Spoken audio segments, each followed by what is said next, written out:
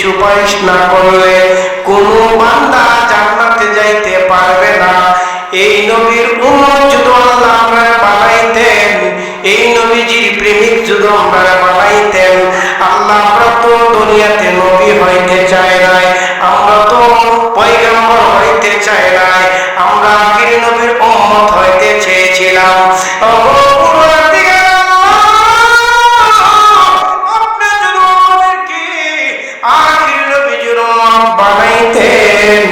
তাহলে আমরা বড় খুশি হইতাম যখন করে বলুন আল্লাহু আকবার।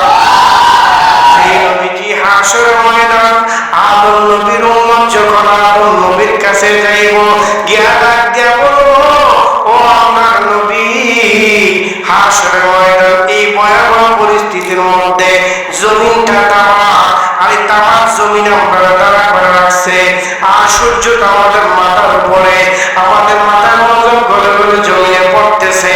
আল্লাহ আমরা তো নিজের গান দিয়ে নিজের সাঁতারে পরিণত হয়ে গেলাম। আল্লাহ এই ভয়াবহ পরিস্থিতি আমরা কেমনে বাঁচবো? আদম নবীর উম্মত যখন আদম নবীর কাছে বললেন, আমি তিনজন ব্যক্তিকে স্বপ্নে দেখাইলো, এখন যে আমি তিনজনকে এখানে উপস্থিত পাইলাম, জোরে কল্লা সুবহানাল্লাহ, বলুন আল্লাহু আকবার, বলুন ইয়া রাসূলুল্লাহ।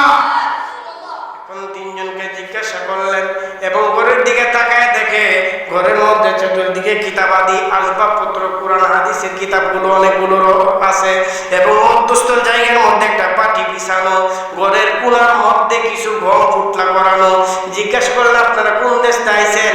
বলে, আমরা ইয়ামিন দেশ থেকে মুসাফির হিসাবে এখানে আইছি।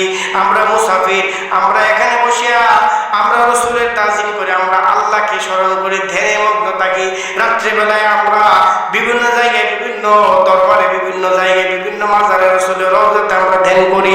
এজন্য আমরা দিনের বেলা বাইরে হয় না, বাদশাহ সুলতান নুরউদ্দিন জঙ্গি বলে, এই ফুটলাগুলো কেন?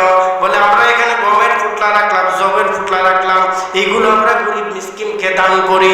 বলে সুন্দর কথা, তোমরা তো দাড়ি আছে, পাগড়ি আছে, কত সুন্দর লেবাস, তোমাদের দেখতে কোনো মুনাফিকের মতো মনে হয় না।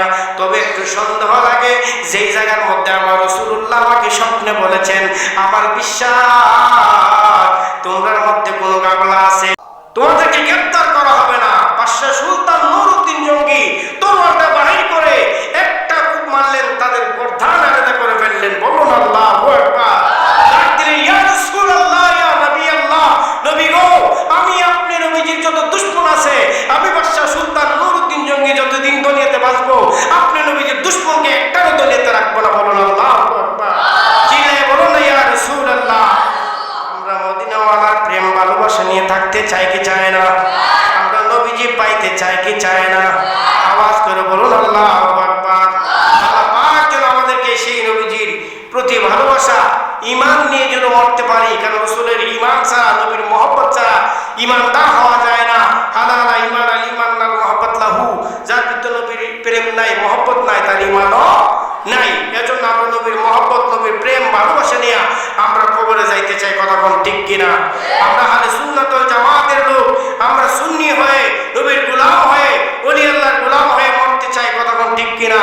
আমরা জীবন দিব, রক্ত দিব, কিন্তু আমাদের ঈমানকে দিব না। কথা কোন ঠিক কিনা? আল্লাহ পাক বুঝার তৌফিক দান করে। সকল বলুন আমিন। ওয়া আলাইনা ইল্লাল বালাগ। আসসালামু আলাইকুম ওয়া রাহমাতুল্লাহ।